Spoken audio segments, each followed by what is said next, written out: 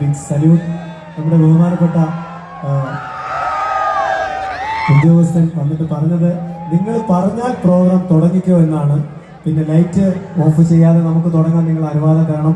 Of ചെയ്യണ്ടല്ലോ, തുടങ്ങട്ടെ. ഇനി ആരെങ്കിലും സ്ത്രീകളോ കുട്ടികളോ